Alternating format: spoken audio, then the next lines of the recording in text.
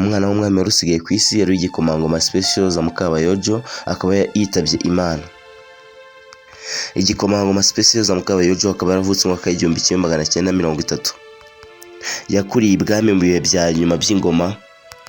Iki gikomangoma Specioza Mukabayojo akaba yari yaragumye aba urwibutso rw'ibwami ndetse n'amateka. Igikomangoma Specioza Mukabayojo ni umukobwa w'umwami Yuhi wa gatanu Musinga watwaye u Rwanda kuva igihumbi kimwe magana inani mirongo icyenda na gatandatu ukugera mu gihumbi kimwe magana cyenda mirongo itatu na rimwe. Ni umwami waciye agahigo ko kuva ku ngoma adatanze kuko yayambuwe n'abakoloni.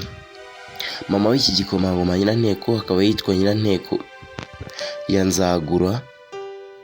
Uyu rero Mutara wa gatatu Rudahigwa niwe wahise amusimbuzwa igihe Ababiligi bamucaga mu gihugu.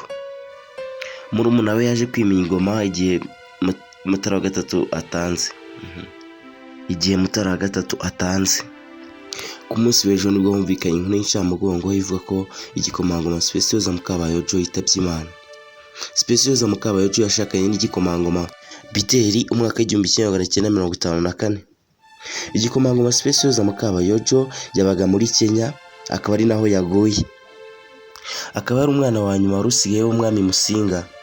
Ku munsi w'ejo tariki 28 Ukwakira 2025 nibwo humvikanye inkuru y'incamugongo ku Banyarwanda ibabwira ko igikomangoma cyari gisigaye nacyo cyitabye Imana.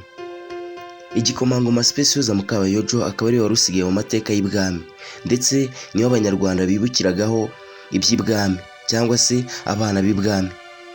Igikomangoma Specioza Mukabayojo akaba yararanzwe n'urukundo ndetse n'ubwiyoroshye cyangwa se n'ubwitange.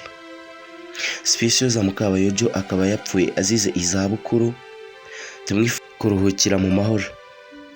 Ndagushimiye ko twabanye. Niba ari ubwa mbere ugeze kuri channel yacu ya YouTube ndagusaba ukanda subscribe. Wari kumwe na Ndigi, umwana ubikora bikunze.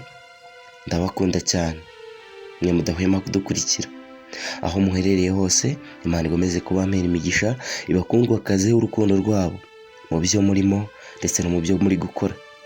Nje ndabakunda cyane.